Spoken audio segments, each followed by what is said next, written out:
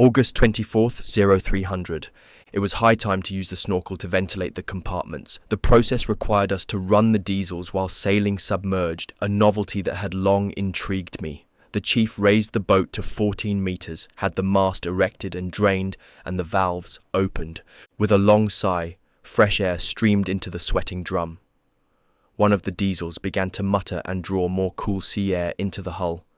As the boat gained speed, she stabilized and floated rigidly through the depths. What a sensation! The impressive performance convinced me that the true U-boat had finally been born. There was no longer any need to risk extermination on the surface. Life in a German diving tube had become bearable again. We charged our batteries and floated in secrecy through the eastern fringes of the enemy-infested Bay of Biscay. We stopped our engines and performed sound checks at irregular intervals, ensuring no pursuer could plot our course and intercept us with a deadly barrage. When a new day dawned, I suspended our submerged breathing exercise. Periscope and float were withdrawn, and U-953 balanced out at a depth of 40 meters. While the sun made its daily circle, U-953 continued blindly on her submerged run southeastward. This cruising, without a navigational fix, became more of a challenge the longer we stayed below the surface. At midnight, we again raised our float and scope. None of the aircraft patrolling the bay detected the air mast or the tip of the scope, even though they flew low enough to graze the water. By dawn, on August 26th, we had reached the southernmost point on our route. From here, I had decided to make the run east toward the coast and port. 5 hours later, U-953 gently touched ground at a depth of 48 meters. I had her raised to periscope depth and discerned a thin line on the eastern horizon. Searching carefully, I spotted the mastheads and funnels of destroyers lurking to the north. We had circumvented the trap, by chance. At 13:20, the next time the eye of the scope broke through the slimy surface, the coast stood like a wall ahead of us. We were overwhelmingly close, too close for safety. I acted fast to avoid being washed ashore. Hard left rudder, steer 340. Soon I could almost reach out and touch the slender lighthouse on the northern tip of Ile-Dieu. A formation of 6 twin-engined aircraft flew into view at low altitude. I dropped the scope and let them pass. 3 minutes later, I found the sky clear and took several bearings on the lighthouse while Henna, my navigator, did the plotting. We detected a strong northbound current, and I realized I could not maintain the boat's position until nightfall, when I could risk surfacing and proceeding into port. I had the boat put aground in an area where some of my friends had been slaughtered only days before. Stepping down into the eerie light of the control room, I studied the chart containing all details of the coastal waters around the 2 islands. Ile-Dieu in the north, with the small town of St. Martin at its centre, had attained dubious fame. The ancient fortress dominating the landscape had once been the intermediate station from which the French sent their hardened criminals and political prisoners to Devil's Island. 2 hours after sundown, we surfaced. The lighthouse had disappeared. Assuming the current had carried us northward, I headed into the flow, toward the tower in the south. Running on quiet electric motors to avoid attracting the destroyers or triggering acoustical mines, we slipped forward. 7 minutes later, my binoculars picked up a tall, thin tower. I identified it as the lighthouse and sent a stream of information to my navigator, relying on his skill to guide the boat through the waterway into the anchorage of Larel. It's time to turn east. New course, 115, Henna advised. Left hard rudder, steer 115. I ordered as U-953 turned silently to land. It looked as if we would sail straight into the ground. Suddenly, a grinding and a light shock indicated that the boat had indeed hit ground. She slid into soft silt and came to an immediate stop. "Blow all tanks! All back! Emergency!" I screamed. The boat rose, and the wildly churning screws pulled her out of the mud and back into deeper water. Disregarding the destroyers, I ordered the depth finder turned on, found the groove in the narrow channel, and continued cautiously east, occasionally hitting ground. Something was positively wrong. The lighthouse gradually dissolved astern as we groped ahead for 4 hours, unable to spot any recognizable point, and I grew ever more suspicious as the bottom again came steadily closer to our keel. Then came the moment when there was simply no more clearance. After swinging the boat around in a circle and hitting ground several times, I conceded that we were trapped. At that moment, day dawned and fog rolled in. I dropped anchor to ride it out until the sun burned off the white fluff mass. At 7:40, the fog settled, exposing the higher portions of the nearby coast. Then, abruptly, the blanket evaporated, and the land lay fully exposed. So were we. I weighed anchor in a hurry and was comparing charts and handbook when an explosion rocked the air barely 100 meters on port. The low bellow of a cannon followed. We were being attacked by our own artillery. Challenge from land, sir. They request identification. Give them our number by lamp exec and tell them to inform Brest that we will be in port by 23 hours. As I realized that I had sailed into the wrong bay, I ordered the chief to dive at once. U-953 settled with a light jolt in soft silt. A mere 3 meters of greyish sandy water covered the rim of the bridge, and high tide had just occurred. My promise to reach port before midnight was far too optimistic. It was now all too clear that I had mistaken the lighthouse on the northern end of Ile Dieu for the one on Ile d'Aix. Since I had definitely identified the proper lighthouse the day before, I concluded that we had been dragged north by the strong current for the incredible distance of 17 miles and had unknowingly passed the mine-infested entrance into port, where 3 U-boats had been destroyed the previous week. Since all lighthouses look alike at night, I had had no reason to assume that I had taken my bearings from the wrong tower. Besides, the bay that I was trying to enter had physical features almost identical to those of the waterway leading into La Rochelle harbour.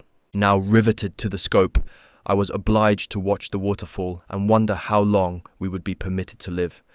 Beyond the lighthouse, 3 British planes kept scanning the surface, while our bridge rose higher and higher out of the muddy lake. 2 hours after noon, the tide stopped falling, but I was so hypnotized by the arrogantly flying aircraft that I did not realize the water was rising until the bridge was fully swallowed by the bay. Then, vastly relieved, I dropped into the control room and played cards with the chief and a few mates until nightfall. At 21:30, U-953 rose to surface, sped with thundering diesels out of the unfriendly bay, passed the lighthouse, raced 1/2 mile out to sea, turned south, and surged parallel to the shore of Ile Dieu toward port. We saw the shadows of the British destroyers following us, as if confused by our reckless self-exposure. After an interminable hour of listening to shrill radar impulses, we reached the channel leading into La Rochelle. Then, halting our noisy diesels, I switched to silent electric drive. In a short time, we spotted the silhouette of a small minesweeper sent out to our rescue after we had answered her challenge. The vessel hurried back into port with her minesweeping gear rattling loudly. 6 acoustical mines detonated at various distances in an arc ahead of the trawler. The concussions drove our whole company out of the hull. At 2:30 on Monday, August 28th, U-953 finally glided into her berth in the concrete bunker at La Palisse. She was the only boat that had survived the relocation from the northern ports. When my men passed through the center aisle with their aromatic morning coffee, I shoved back the green curtain and turned on the light. Soon, refreshed by a strong brew, I left the boat to report my arrival to the commandant of the 3rd U-boat flotilla. I spotted only 2 old submersibles, their conning towers battered and streaked with rust. Signs of desolation were apparent everywhere. Reaching the end of the cool, dark bunker, I stepped into the humid morning air. A short ride in a Citroën brought me into the ancient walled town of La Rochelle. The car stopped in front of a 3-story building, and armed sentries directed me to the commandant's office. A short, stocky officer, well over 15 years my senior and wearing a washed-out khaki uniform, rose from his desk. "I've already heard of your arrival," said the commanding officer. "We are open all weekend. You didn't have to wait until today to enter port. You're lucky that our artillery understood your signal. They usually don't. They have orders to shoot at anything that approaches land. At first, they thought you were a British submarine discharging saboteurs. You see, we're well prepared for a landing. Do you think the assault is imminent, sir?" "Yes. They might very well try to penetrate from the seaside, but our guns will keep them away. We have some advantages over Brest and Lorient." He informed me briefly of the efforts the combined armed forces had made to reinforce the city's defense. The German front along the Biscay coast was slowly falling back, and the naval defenders of La Rochelle expected a great influx of heavy artillery, tanks, and infantrymen, which would relieve them of their unfamiliar land duties.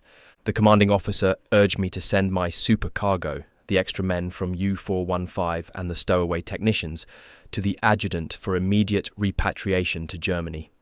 All equipment wrenched from the Allied grip in Brest was to be loaded on trucks and shipped to ports at home.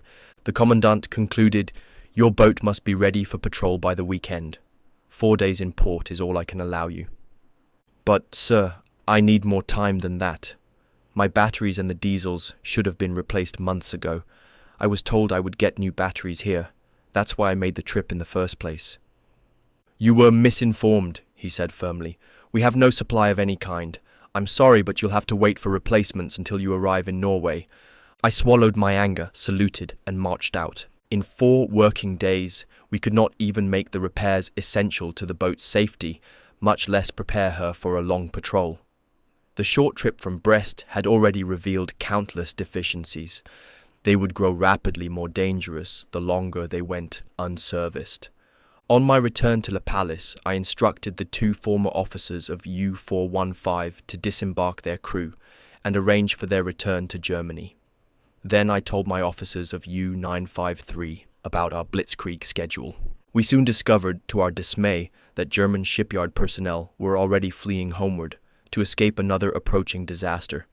I therefore put all my machinists to work to get U-953 into fighting condition at once. Frantic activity sprang up along the pier and around the cubicle where our boat had found temporary refuge. The bulky cargo which had hampered shipboard operations was brought to daylight and loaded on trucks. The drivers fidgeted impatiently, eager to make their getaway to the east. The situation in port reflected the confusion which had spread throughout the French countryside. The Allies, attacking in all directions with strong armoured columns, had made considerable progress during the days we had been at sea. In Brittany, American forces had overrun Nantes and were continuing along the coast with great speed. Paris had fallen into Allied hands on August 24th, to the joyous frenzy of the French population. Along the Côte d'Azur, the Allied invaders took Toulon and Marseille and terminated our losing struggle in southern France. Everywhere in German-held areas, teams of saboteurs in the French underground had gained enormous strength. Supplied by Allied airdrops, they cut our communications and supply lines and harassed our escape routes through the French hinterland. Rails and highways were also the targets of Allied bombers, while fighter planes machine-gunned the long columns that streamed out of the western ports.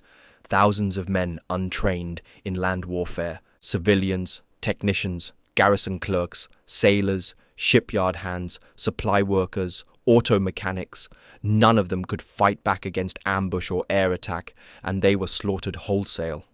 Some columns were reduced to pitiful handfuls of refugees who hiked and foraged their way back to Germany. 25,000 men escaped La Rochelle and the nearby ports during these days of general retreat in late August 1944. Among them were my former crewmen of U-415, along with hundreds of seamen from other U-boats that could not be made seaworthy.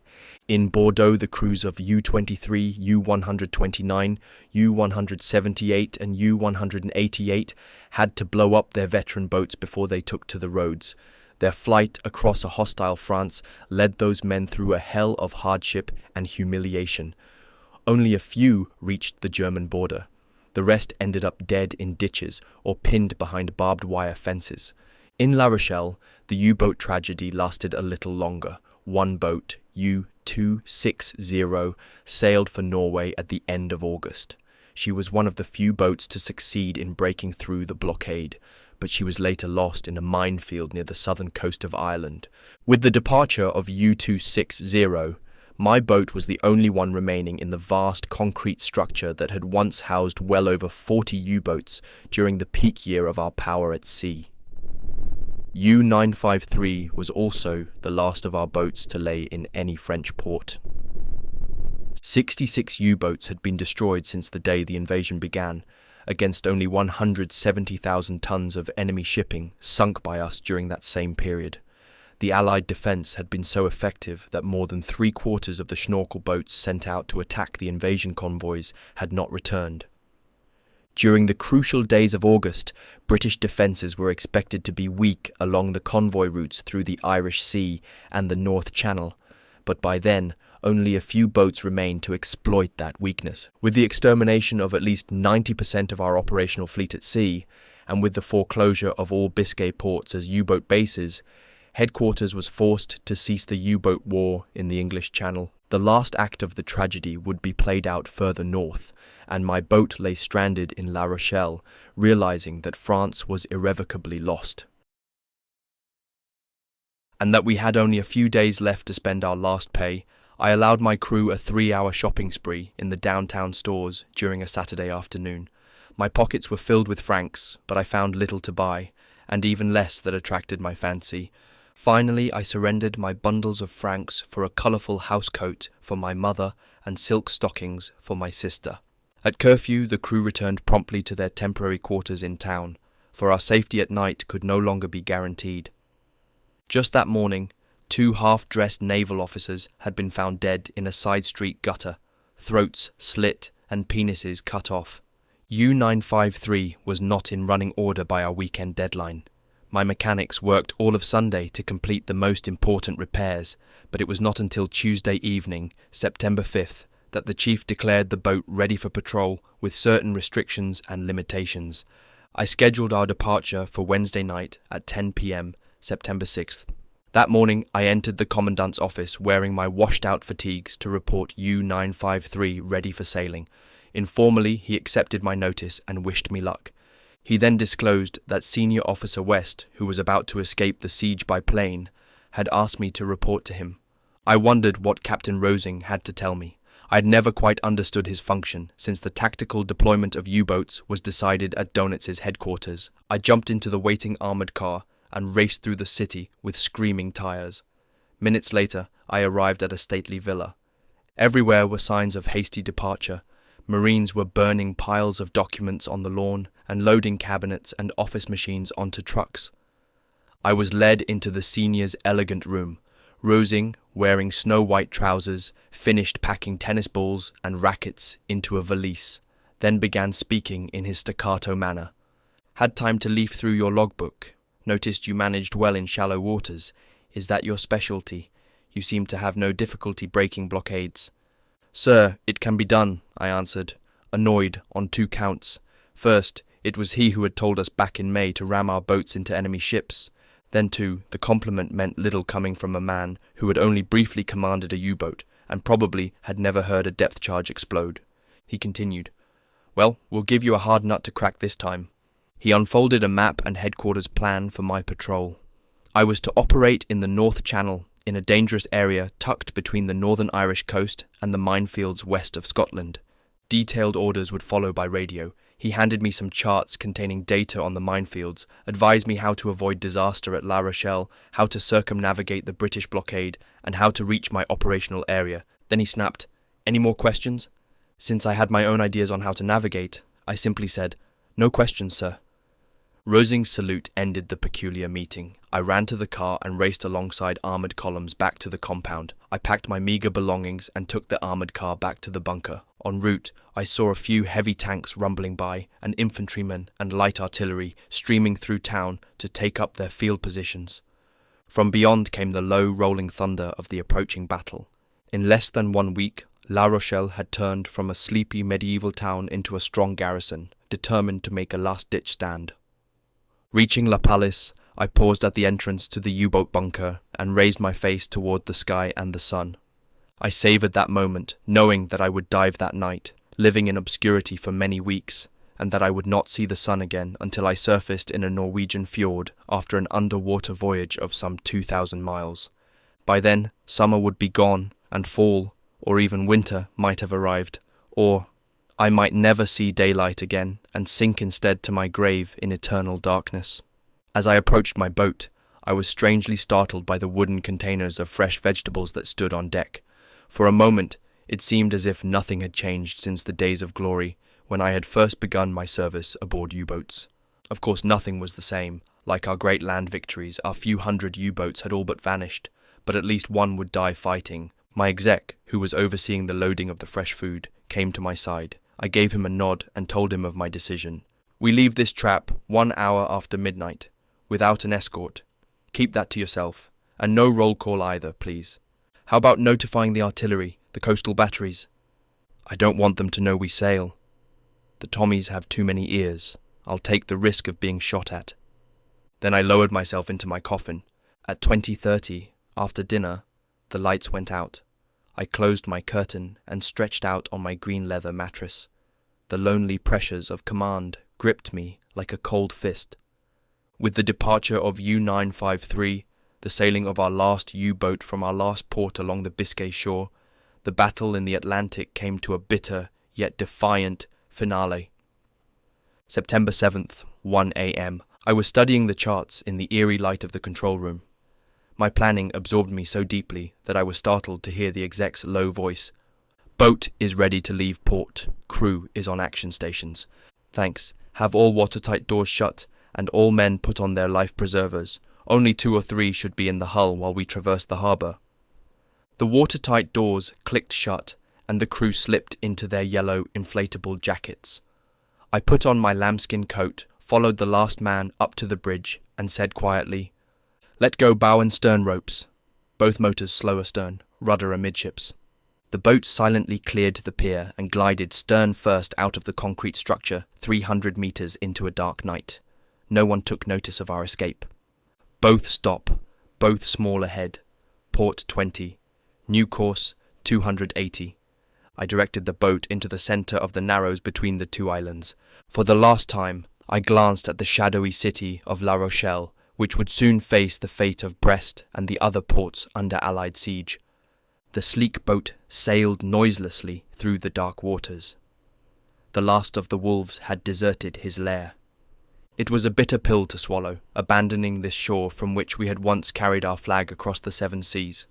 I felt as if all my previous patrols, all our great sacrifices, had been vain endeavours. As the faint strip of land receded and the bay overflowed into the ocean, the tide was at its highest. The lean tower of the lighthouse of Ile-d'Aix stood on port. Ahead, the lighthouse showed us our way through the nightly haze, shadows on starboard, destroyers bearing 340 degrees. At that moment, we were confronted by 6 enemy surface vessels, only vague images seaward. Yet there were no radar impulses. We remained undetected, even by our own artillery. When we had the shadowy lighthouse on port 120 degrees, I changed course to due south. I proceeded noiselessly and slowly, using the black coastline as cover. After the lighthouse had vanished, I risked switching to diesels. As the worn-out engines began to mutter and spout black exhaust fumes, U-953 gained speed. We sailed southward, in close proximity to the shore, for a distance of 10 miles, always prepared to be intercepted by the enemy. But just as I had expected, the watchdog slowly retreated before the first sign of a dawning day and the renewed threat of our coastal batteries. Then I turned the boat toward the open sea. When the stars were extinguished, U-953 withdrew from the surface. The Biscay shore would never see her again. After sundown on our second day at sea, a storm blew up.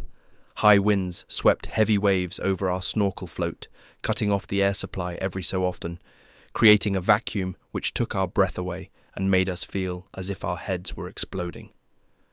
Notwithstanding the raging storm, I felt comfortable with the boat. Protected by 14 meters of water and by high waves, radar detection of the float and scope was almost impossible. It had been a long time since I had felt so secure, and the unpleasant side effects of the snorkel routine were evened out by the relative ease with which we evaded enemy aircraft and coastal forces teams. During those hours of clandestine activity and highest vigilance, only a few meters below the lethal surface, our radio operators kept busy decoding signals from headquarters concerning U-953 and the few other wolves still afloat. In the stream of messages that reached me in the control room was a precise order for a new operation. I was to form a patrol line together with U-484, U-743, and U-925 along the western entrance to the North Channel. U-953 was to assume the southernmost position. After the regular transmission time for signals with tactical contents, headquarters flashed out the latest armed forces communiqué. They told us of raging battles and of our serious losses in western and southern France. The British had made a spectacular advance into Belgium, and the Americans had reached a line from Namur to Orléans. We also heard that French and British forces were pressing north along the Rhône, and that the Soviets threatened to overrun our eastern provinces.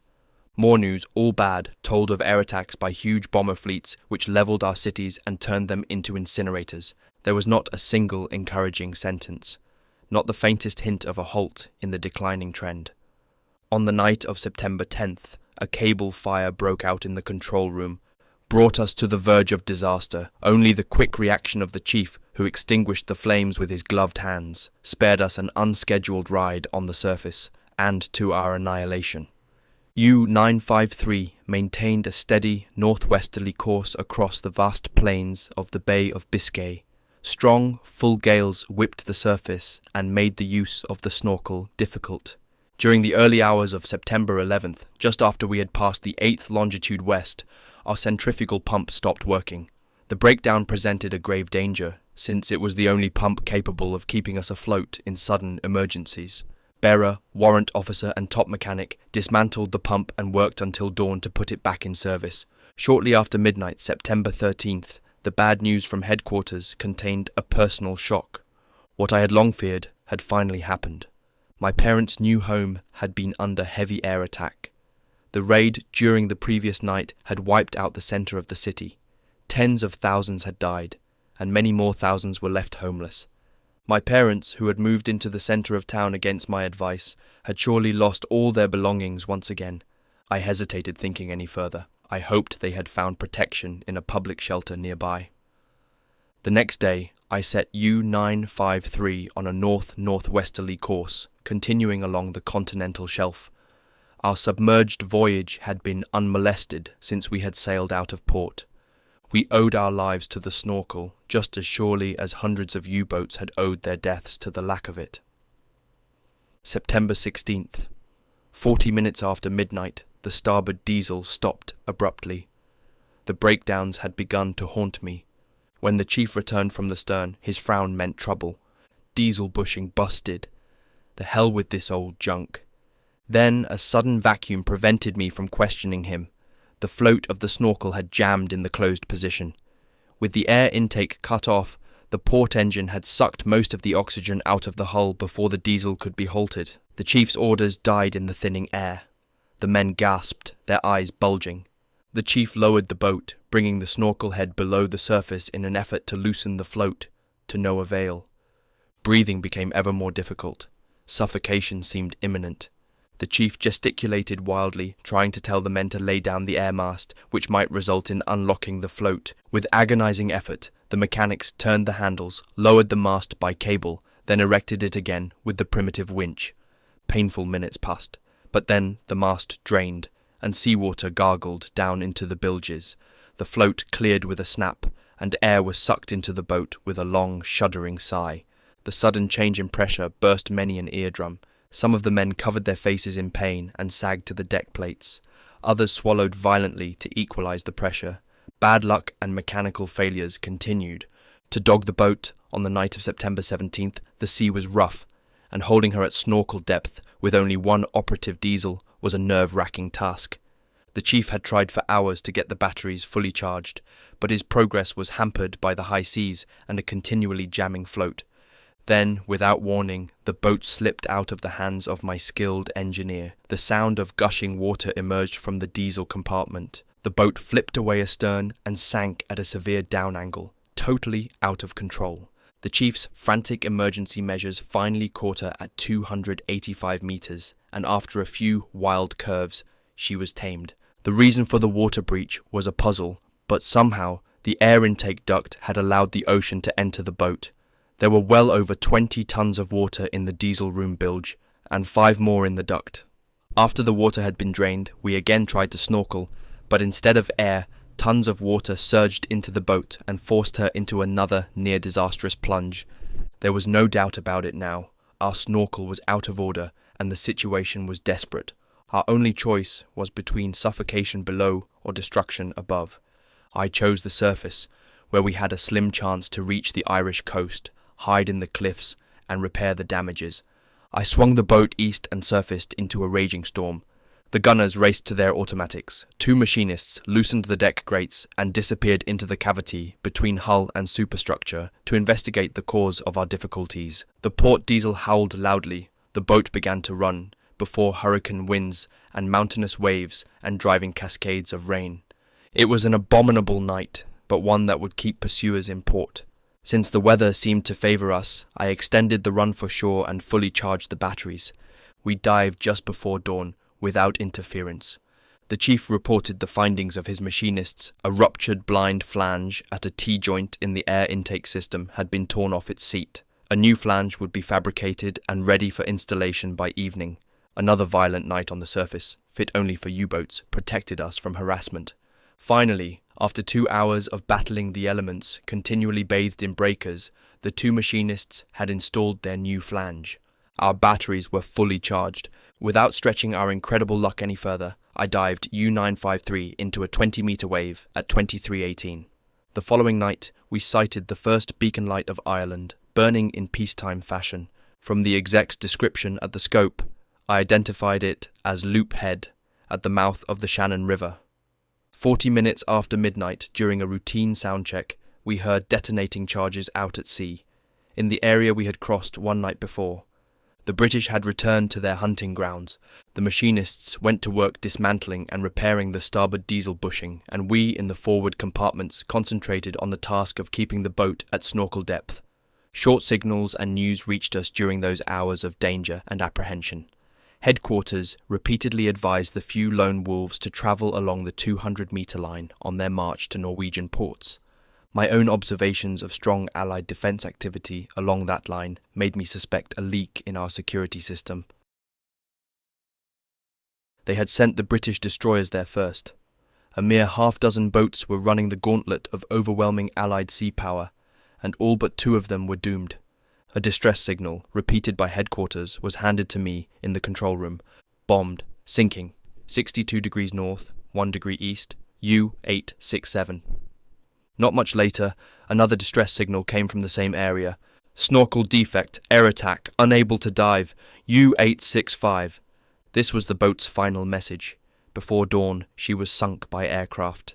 Later that night, word came that Fortress Brest had fallen after 4 weeks of siege. My thoughts wandered back to Captain Winter, who must have done all he could, and then further east to Danzig.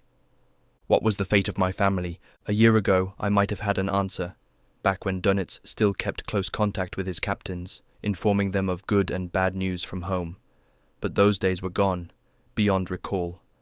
A sudden cry came from the helmsman in the conning tower. "Can't hold course, compass out of order." I cursed in helpless rage at this latest breakdown. Without a gyro compass, our mission was in dire jeopardy. The auxiliary magnetic compass was no help. It hadn't been adjusted since the boat had left Kiel a year before and was totally unreliable. Taking no chances, I ordered U-953 aground. Berra, our mechanic, dismantled the gyro compass, repeatedly threatening that he hadn't the slightest notion how to put it back together again. All day long, the busy screws of Allied hunters cut the water around us. But finally, after 19 hours of ceaseless effort, Berra managed to fit the parts together. By dawn on September 20th, I had taken bearings from Inishbofin Lighthouse. Then, expecting enemy action soon, I discontinued snorkeling and rode at periscope depth in search of the foe. ASDIC pings and propeller noises reached a hideous crescendo, but all I observed was one airplane and the cliffs of Clare Island. Then I realized we had been fooled by a new British device. Floating sound buoys, nicknamed rattlers, had been planted in coastal areas to drive lurking U-boats out to sea, where water conditions had no adverse effect on the detection gears of British hunters gathered for the kill. Reassured by my discovery of the rattlers, I ordered normal speed. The following night the sea was calm and the rattlers were many. U-953 turned around Erris Head and proceeded toward Donegal Bay. At 3:08, the port diesel stopped. A quick report came from the rear. Diesel clutch jammed. I swore like a corsair, leapt forward, and relieved the chief at the controls so he could investigate. He soon returned with disgusting news. The clutch was frozen solid. It had to be dismantled. With both diesels now out of order, I continued for another 3 hours on electric motors, then laid the boat aground in Sligo Bay. The machinists, thickly smeared with grease and oil, laboured frantically in the dwindling air for an entire day. Frequent booms of exploding charges on the western horizon, and the fake pings and engine noises were our constant companions. The work on both diesels was finally completed 1 hour after midnight, and U-953 separated from the bottom. The hard rumble of detonating canisters followed us along the rocky coast. By early morning, I spotted Arran Lighthouse sparkling in the sun, and at nightfall I took bearings from Tory Island, whose soaring cliffs rose like a cathedral from the ocean. During the night, U-953 entered the North Channel. It echoed with British activity along the 200-metre line. We snorkeled cautiously from beacon to beacon and reached Innistrahul Island by dawn. U-953 had arrived in her hunting ground. It was 6 o'clock, and I laid the boat in ambush on the rocky channel floor, preserving power for the attack. The thunder in the west never ceased. The Tommies dropped their costly canisters as if they were cheap marbles. The intensity of their barrage again led me to suspect that the British had been informed of our mission and had amassed great forces to catch up with my partners and myself. At one time late in the evening, a destroyer passed within 2 miles, heading for Londonderry Harbour. Close to midnight, I moved east, snorkelling and penetrating deeper into the channel, where the convoys had but a narrow path to travel. For 3 hours, we patrolled the Narrows, cautiously manoeuvring, listening, probing. Then we settled again on the floor, 13 miles east of Innistrahul.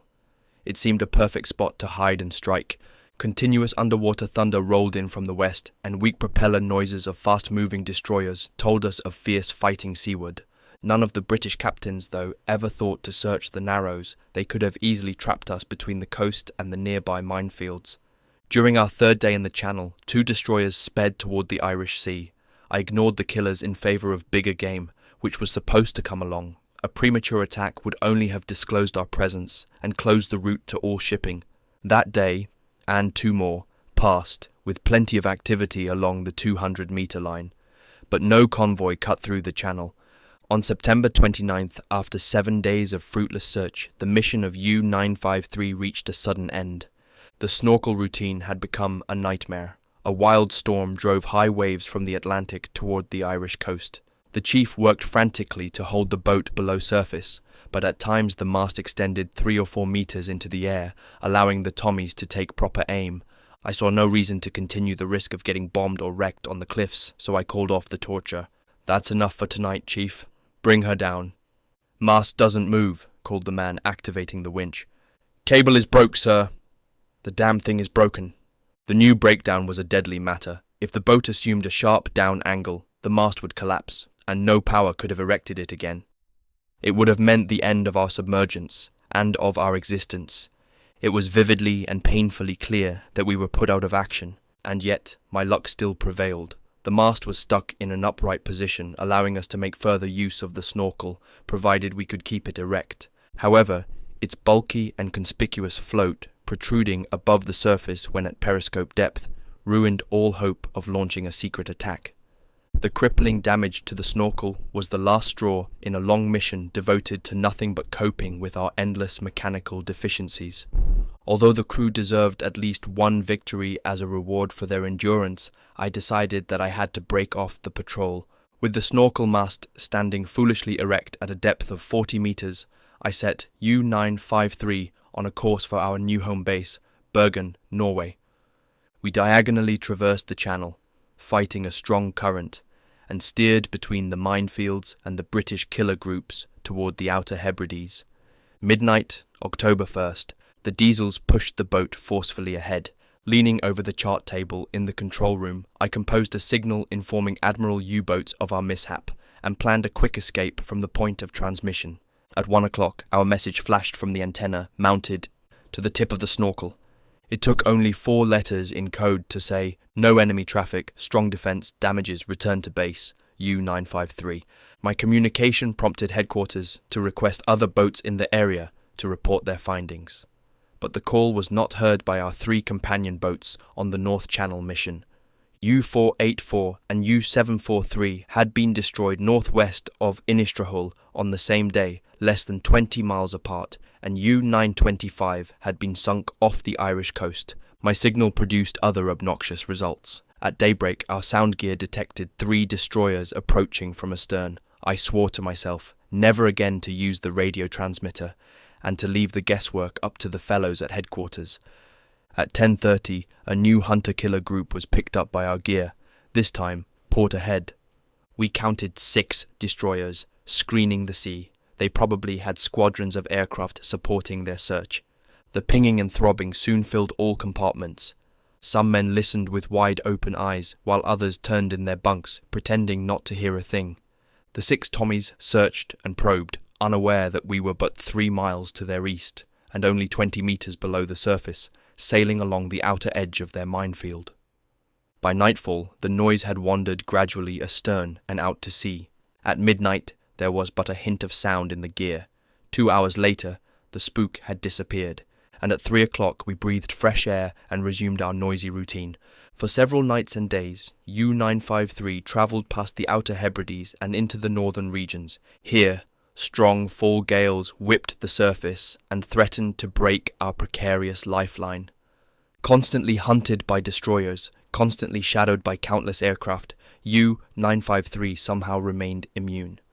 During these weeks of perpetual submergence, the men lived with their shattered eardrums, their impaired sight, their abused lungs, and worst of all, their private thoughts. One could think of youth, school, the glorious early advances on land, our hundreds of sinkings and victory celebrations, women, and love. But once the plug of memory was pulled, a bitter fountain rose to mind.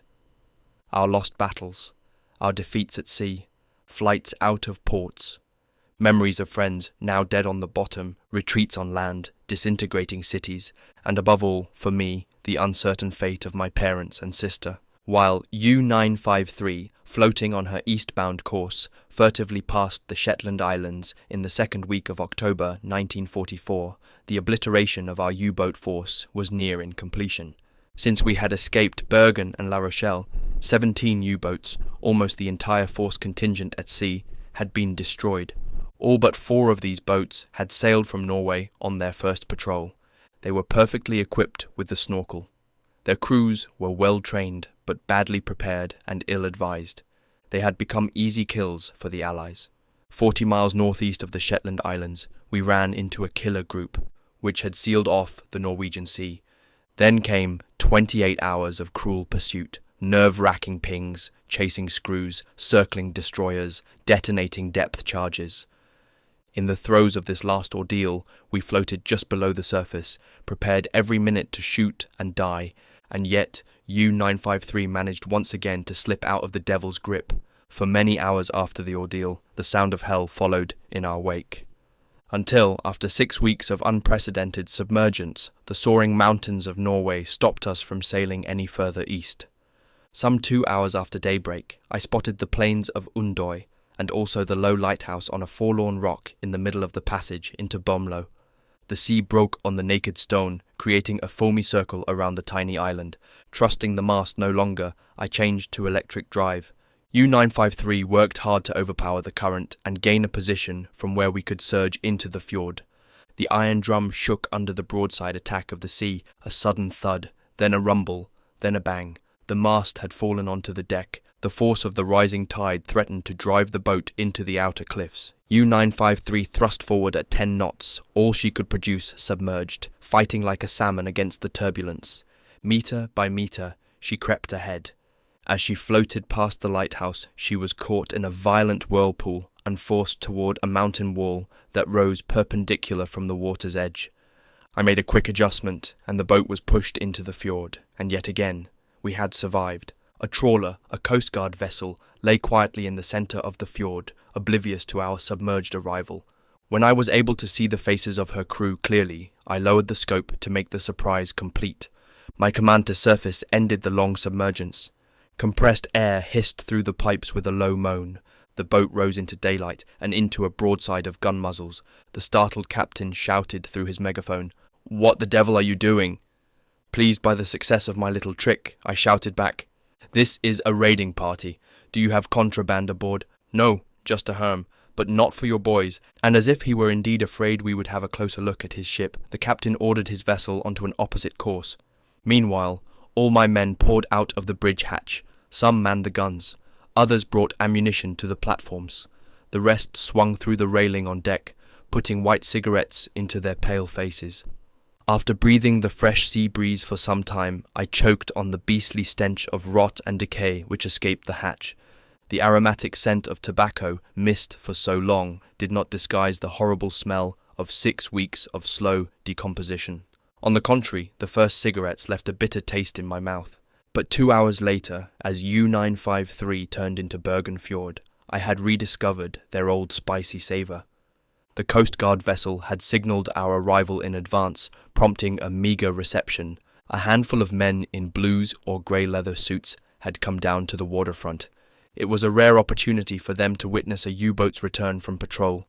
For months, boats had sailed, but none had returned. However, my men hardly fit the heroic role in which we were cast. We had filthy hair, long beards, green faces, hollow cheeks and eyes as big as golf balls. We looked more like undernourished and fatigued jungle fighters. Our lines were thrown ashore. The commanding officer stalked aboard, nodded at my brief report, hailed the crew for their accomplishments, told us that greater sacrifices were expected, but warmly assured us that the worst lay behind and that things would improve fundamentally almost at once. He then invited us for cocktails and dinner. The drinks were strong and the food was heavy. We were asked about our last days in Brest and our stopover in La Rochelle. The crew responded with tales as fantastic as the 1001 Nights. When it appeared that my men had had too much liquor to stop their yarns, I rose from the table and ended the party. We were billeted in a building of our own. Soon, one could hear the bearded seafarers singing loud chantés in tubs and showers. After a good night's sleep, I launched a campaign to acquire a new boat, for U-953 was virtually disintegrating. She not only required a new snorkel system, but also 2 new diesels, a whole new complement of batteries, and 1,000 other pieces of equipment not readily available. My conference with the flotilla chief engineer went in the right direction. There was not a single part that I needed in the base, nor were there facilities to put my boat into dry dock for a long, exhaustive overhaul. I seemed to have won my case, but more was missing in Bergen than parts and basements. There was no mail waiting. I had expected a letter, a telegram, anything to tell me that all was well at home.